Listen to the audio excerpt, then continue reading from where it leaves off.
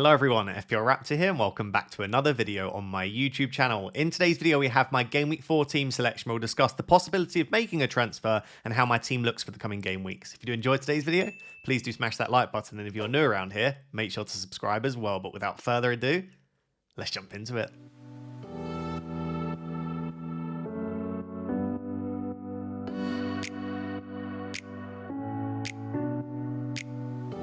So guys, this is going to be a much shorter video today because usually I upload my team selection video on a Thursday and then I do my deadline decisions on a Friday, and there will be a deadline decisions video later today after the press conferences, which will be much longer, more in depth, and discussing all of your key questions and looking at those key injury updates as well. So this will be a much shorter video. The reason it is a day late is because I've spent the last 2 days actually at the Amex Stadium in Brighton for a 2-day conference, which is basically like skill acquisition and sports psychology. Little bit of cool news, I actually won an award at that conference as having the best student presentation, which is pretty cool. So, I mean, I present for a living for YouTube, so I should be able to present for my PhD as well, but that was pretty cool. So yeah, forgive me if I'm not perfectly up to date for everything. The last couple of days I've been in Brighton, and by the way, Fabian Hertzler was actually there because the assistant manager for Brighton gave a keynote speech. So it's been a pretty cool couple of days.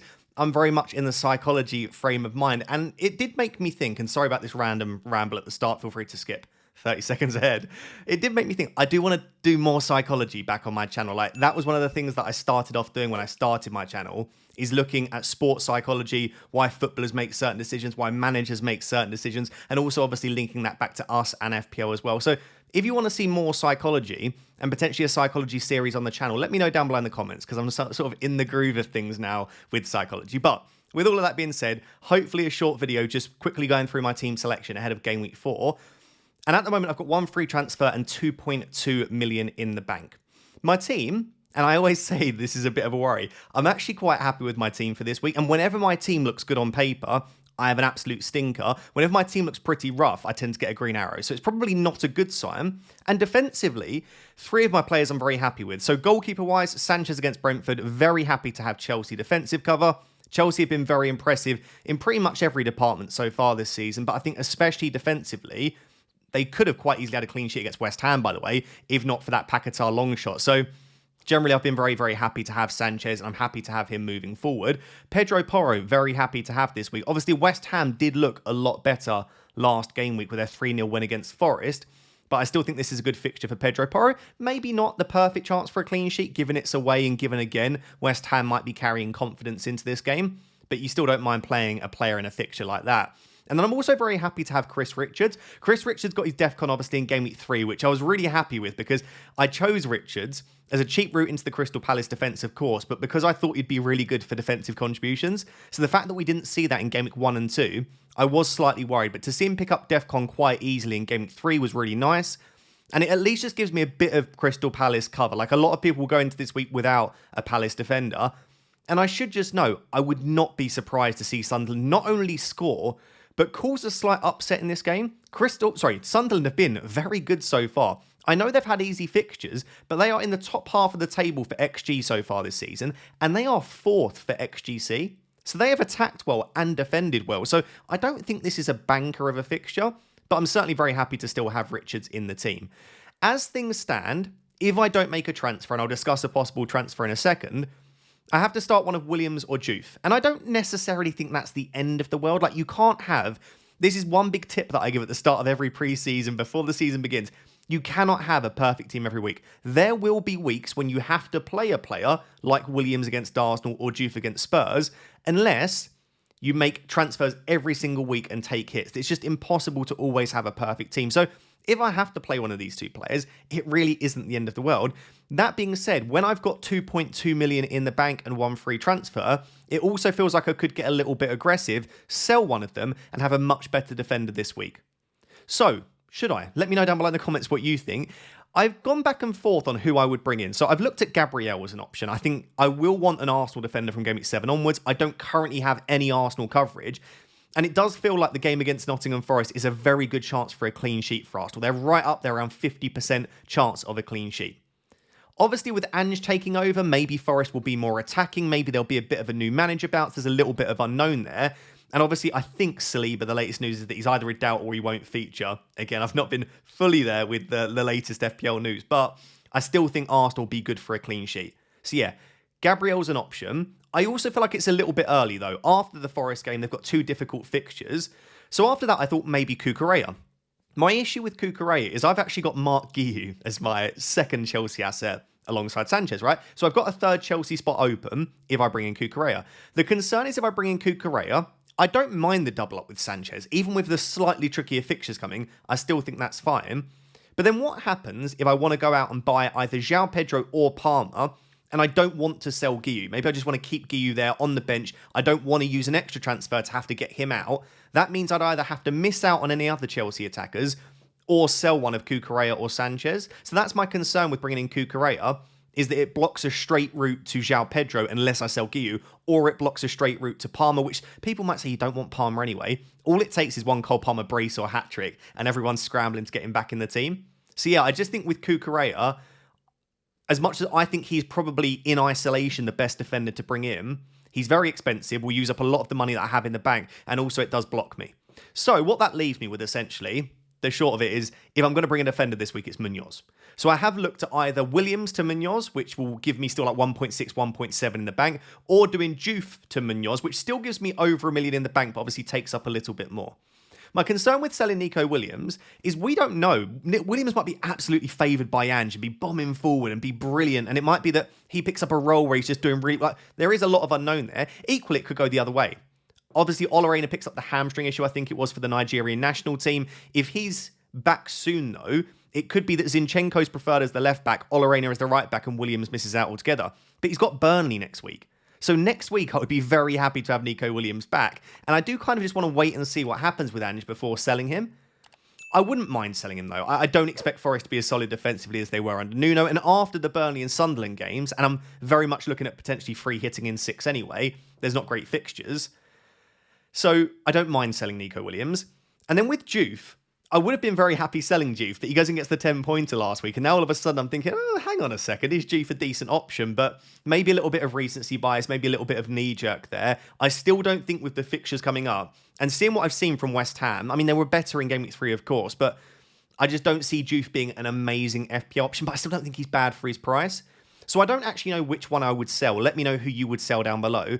But yeah, it would be to bring in MUñOZ. So my defence then would be Sanchez, MUñOZ, Richards, Porro. Looks fantastic. And even beyond Burnley and Sunderland. Even beyond Sunderland and West Ham for Crystal Palace. Even beyond that, I'm so happy having MUñOZ because he's so incredibly attacking. And I just love him as an asset. And I do really rate Crystal Palace. I don't mind that that's a double up on the Crystal Palace defence. I am genuinely 50-50 on this right now. There aren't many times when I really could lean either way. So I'm not doing it for sort of clickbait and to keep you guessing. I genuinely just don't know if I'm going to bring in MUñOZ this week. But I would love your input down below in the comments. That's pretty much it with the defence. Obviously, Esteve is my 5th defender. So as of right now, it's Sanchez, Richards, Porro. If I do not make the move and I don't bring in MUñOZ, let me know whether you would start Williams or Juve as the defender. I think on paper, Juve is probably the better defender. He's playing at home. He's shown more attacking threat than Williams so far. And if you look at clean sheet odds, West Ham have a greater chance for a clean sheet. So everything points towards Juve. But in my team, I have Porro and Kudus, and I'll discuss Kudus in a second. I have 2 attacking Spurs players that I hope will go out there and get attacking returns. I have 0 Arsenal assets. Now, I don't think this is necessarily the correct optimal way to make a decision. But if Arsenal do stink it up, that's great for me. I've got no Arsenal, and I have Williams. Obviously, with Juve, it's like it's unlikely that everyone gets the points that I would want, but maybe that's the best way to do it. Maybe it's just ignore who else I have, just a straight shootout. I think Juve probably is better than Williams. So it may well be if I don't make the move that I just start Juve. Anyway, that's enough rambling about the defence because I want this to be a shorter video. Let's look at the midfield and the forwards. So the midfield 5 at the moment ahead of Game Week 4 is currently Florian Wirtz, Mohamed Salah as my captain, Bruno Fernandes, Tijani Reinders and Mohamed Kudus. So I mean, surely this is the week where Florian Wirtz gets his first return, and surely this is the week where Mohamed Salah finally goes big. I will be captaining Salah this week. I think there's certainly justification if you have Erling Haaland to potentially go there instead. The man got 5 goals, 2 assists, and the perfect 10 out of 10 on FootMob, which has only been achieved on 4 or 5 other occasions. A brilliant performance by Haaland, regardless of the opposition, regardless of the scoreline. It's still pretty impressive to get 7 attacking returns in a game, and United have been anything but secure at the back. So I could understand going for Haaland. I think outside of Haaland, I don't see someone that I would really want to captain other than Mohamed Salah personally. I mean, you could go for another Liverpool attacker, but for me, as someone that doesn't have Haaland, and my other Liverpool attacker has been the very underwhelming Florian Wirtz, I will be giving him the armband. On Wirtz, if he is not good against Burnley, and I don't just mean a return, by the way, I want to be impressed. I want to watch him for his price. And especially after the Everton game, the fixtures aren't great. I want to watch and think, wow, Florian Wirtz could have come away with 15, 20 points there. That's what you expect from an attacker playing for Liverpool. And I know it isn't just him because Salah's been underwhelming. And I would say to some extent, by the way, Ekatike's been fantastic. Gakpo, in the first game, I believe it was great. The 2 assists that he got after that were 2 sort of 3-yard passes. I think Liverpool have been highly impressive, but from an FPL perspective, I think there's been a lot of disappointment from their attack. Obviously, Isak coming in. How does that impact them? We don't yet currently know. I don't obviously expect him to start game week 4, so that's something to think about moving forward. And it might be that I downgrade Florian Wirtz to then upgrade an Ollie Watkins to go and get Isak. All of that to say, Florian Wirtz will absolutely be getting Burnley and Everton for me. But beyond that, I'll probably look to free hit, in game week 6, and then maybe going into that Chelsea away game. If I've not been impressed by Florian Wirtz to that point, he's probably going to be a really nice option for me to downgrade and move elsewhere. But to have Wirtz and Salah against Burnley feels pretty good this week. I've then obviously got the 2 players in the Manchester derby, Bruno Fernandes, Tijani Reinders. I feel like I normally, and I get it wrong, but I normally have a good feeling about what way a game will go. I have no idea what way this game will go. If you told me United win this 1-0, 2-1, I'd say, yeah, that's probably the sort of game Man United would win, and then they'd struggle to beat the teams that they should be beating. If you told me this was a cagey 0-0, as we saw at the back end of last season, wouldn't be surprised. If you told me City win this 7-1 or 7-0, again, wouldn't be that surprised. I don't have a clue which way this game's going to go, how many goals there'll be in it. That being said, Bruno Fernandes takes set pieces, penalties, great for DEFCON, and his minutes are fantastic. I think in a week like this, you could absolutely say, just do Bruno Fernandes to Semenyo. He's a better asset, free up some funds. I just don't see anyone that I desperately want to move to right now that is much better than Fernandes. I am absolutely fine with selling Fernandes in the future, but this week nothing inspires me in terms of selling him. And I want to see how he does in these more difficult games. And because he's on pens, if I get lucky and get 1 pen in the next 2, along with DEFCON in both games, you're absolutely sorted. Even for 9 million, that's not a terrible return. With Tijani Reinders, I'm a Man United fan. If I think about where Manchester United struggle, it's the midfield. I can see Tijani Reinders absolutely bossing this game. We just leave so much space in the midfield. Regardless of who's playing, Casemiro and Fernandes or Amenu or Ugarte, there is just so much space. So I think this is a game where he'll strive. And I thrive, and I think he'll do really, really well. So I can imagine Tijani Reinders having a very good game against Manchester United. So as much as I don't love the pair of them in this game, I can equally justify keeping them and having them for this week. On Mohamed Kudus, I've been going back and forth on this because, so I bought him last week along with Jean-Philippe Mateta. I had kind of 2 options in my head. It was Sarr and João Pedro or Kudus and Mateta. I'm already 9 points down on that because Sarr and João Pedro did very well last week. Obviously, Mateta gets the goal, but no bonus. Kudus blanks. So I'm down on points. Obviously, I've been pretty lucky in the sense that it looks like Ismaila Sarr will be out for game week 4, and I went and got Kudus instead. I don't know if Kudus I don't think he was a mistake per se, but there are definitely question marks around him. Obviously, Xavi Simons signing, I don't think that will affect his minutes at all. Xavi Simons will play as the 10 or off the left. Kudus is still really the only proper sort of natural right winger they have, and his performances have been highly impressive. I still think he'll take set pieces from the right-hand side. Xavi Simons will probably now take them from the left, which means Pedro Porro, by the way, is probably going to be stripped of all set pieces because Xavi Simons will take all the right-footed ones. But back to Kudus, I think his minutes will be absolutely fine. And the fixtures, West Ham, Brighton, Wolves, Leeds, Villa, I'm very, very happy to start him every single week in terms of fixture difficulty. My concern is, but I knew this when I bought him, he hasn't shown much goal threat over the opening 3 weeks. In fact, very few times has he been in the positions to score goals. And I even worry with Xavi Simons signing, will that be even worse? Will Xavi Simons be the one that sort of hogs all the big chances through the centre of the pitch? That being said, Kudus is still a quality player. He can strike a ball well, and it's not like he literally just sits on the touchline. He will still come inside. He'll still create chances. He'll still be in and around the edge of the box. So he can still score goals. But I have brought in a player that I guess isn't a me player. I look at goal threat normally, and I look at penalties, and he obviously doesn't have either of those. So maybe someone like an Iliman Ndiaye was a better buy. A little bit knee-jerky, a little bit recency bias. Let's see how Kudus gets on. But obviously very happy to have him this week against West Ham. So yeah, the midfield as things stand, Wirtz, Salah, Fernandes, Reinders, Kudus. I'm not planning on making a transfer. The only transfer which I've looked at, because I have 2.2 million in the bank, it is Tijani Reinders to Semenyo. And if you were to say that is a huge upgrade, like you can absolutely justify doing it. But also that would use a lot of the money that I have left. My midfield would then be incredibly expensive. And it also does feel a little bit, we call this action bias in psychology. We prefer action over inaction. It almost feels like doing something for the sake of doing something, selling Tijani Reinders to Semenyo. And I feel like, considering I've got Guiu, considering I've got a very cheap defence, it's probably better to use that 2.2 million somewhere else in the team rather than keep on pumping money into the midfield. So yeah, I think as things stand, Wirtz, Salah, Fernandes, Reinders, Kudus, that midfield will stay as it is. Let's look at the forwards. So moving on to the forwards and then looking at the team in its entirety. As things stand, I have Ollie Watkins and Jean-Philippe Mateta as my two starting forwards, and then obviously Mark Guiu on the bench. He's currently second sub with Juve slightly ahead of him. Obviously, like I said, there is a chance that I start Juve over Nico Williams. Ollie Watkins is on very thin ice. He's far too expensive. Like people point to, oh, Bruno Fernandes has been so disappointing. Well, Ollie Watkins has been even more disappointed, as has Florian Wirtz, by the way. But yeah, there was such high hopes for Ollie Watkins. 5 goals in 5 in pre-season. It doesn't feel like it's a Watkins issue as much as it is a Villa issue.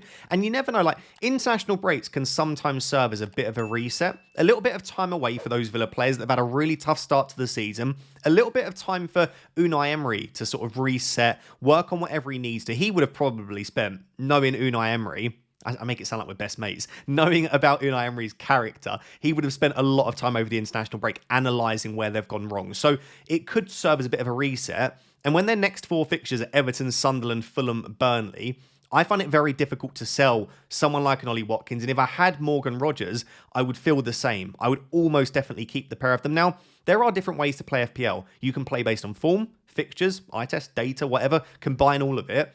I am slightly more of a fixtures-based manager than a form-based manager. I would rather own a player slightly out of form with good fixtures than in form with poor fixtures. So, yeah, it's my style, it's my strategy. If you are more form-based, bin off Ollie Watkins, bin off Morgan Rogers, but I would prefer to give them a bit longer. That being said, if Villa in particular and Watkins are poor again against Everton and maybe Sunderland, I could see myself selling around the Fulham game. Although then it's back-to-back home games. It just feels like with Aston Villa assets, the longer you keep them, the harder it is to sell them because the fixtures keep getting better. And also you just keep getting this feeling, and this is essentially gambler's fallacy, by the way, but you get this feeling that they are due or they're more likely to return because they haven't in previous games, which is just nonsense. You should treat each game in isolation. But you just get this feeling that like, surely Villa can't continue to be rubbish. Surely Ollie Watkins won't continue to blank. And maybe he will. Maybe he'll continue to blank for the next 5 or 6 games. I guess what I'm saying is Watkins in my team will probably get until game week 7, but at the very least, I'll give him Everton and Sunderland. I can't see myself selling before then.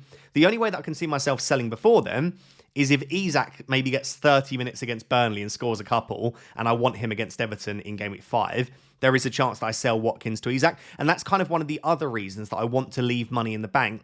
I want to have the 1.5 million required to do Watkins to Isak. But for now, Watkins is standing in the team. And then Jean-Philippe Mateta, very happy to have him. There are concerns. Ismail Assar, again, at the time of me recording late on Thursday evening, does look like he's probably out for game week 4. No Eberechi Eze as well. If Sarr misses game week 5 too, the 2 good fixtures that you have Mateta for, he might be without all of his support. And he could still score goals. He's still on penalties. I don't expect Palace to suddenly forget how to play football just because they're missing those 2. And obviously Eze has gone permanently because they're missing Sarr. But yeah, I do think that the amount of goals that Palace score will probably be slightly reduced. If I was buying fresh this week, I probably would buy João Pedro. I think João Pedro is a slightly better asset than Mateta. And I think I went Mateta to be slightly different because of confirmed penalties. And it's nice to have a penalty taker. And also, I just love Jean-Philippe Mateta. And I think that's okay. And listen, I will always try and get you the most points possible and give you the advice which gets you the most points possible. That's why we play FPL at the end of the day. But we also play FPL to have fun. And I think there is something to be said for just picking players that you like. I like Mateta. I like Mateta more than João Pedro as an asset because I enjoy having him. I wanted him on my team. It was as simple as that. Like, sometimes you can just pick players because you enjoy them. And I think this is difficult as a content creator. We feel the need to justify every decision that we make. Sometimes we should be able to just say, I'm bringing them in because I like them. And that's kind of how I felt with Jean-Philippe Mateta. Not that he's a bad pick, by the way. But yeah, maybe João Pedro and Sarr was the better option on paper. And that's why they got more points. So there we go. That's the team as things stand. So to read it out, Sanchez, one of Williams or Juve, Richards and Porro, a midfield of Wirtz, Salah, Fernandes, Reinders and Kudus, and a front two of Watkins and Mateta. So to recap, the only transfer that I can see myself making right now is to sell one of Williams or Juve to MUÑOZ. I would love to know down below 3 things, I suppose. If I don't make the move, would you start Williams or Juve? If I do make the move, who would you sell? And I think that's it. Or would you make the move, I suppose? Would you look to bring in MUÑOZ? I kind of look at it and I just think, I can just see Sunderland scoring. And again, I wouldn't be bringing MUÑOZ in just for the Sunderland game. I think he's a fantastic asset. But then going into next week, I'd be very happy to have Nico Williams in my team. So I'm going back and forth. I would probably say I'm like 49% likely to roll the transfer and 51% likely to make the move because I love MUÑOZ and I like being aggressive with my transfers. But yeah, I'd love to know what you think down below. I'll leave it there. Hopefully that was still a short video. And yeah, let me know what you do with my team. So guys, there we have it. That is my Game Week 4 team selection and current plans. I hope you did enjoy. And like I said, later today, there will be a deadline decisions video where I'll round up all of the latest news, answer your questions, talk benching decisions, captaincy, transfers, and much more. So keep an eye out for that. But thank you for the support today. If you did enjoy it, drop a like, make sure to subscribe. Until next time, thank you very much. Bye-bye.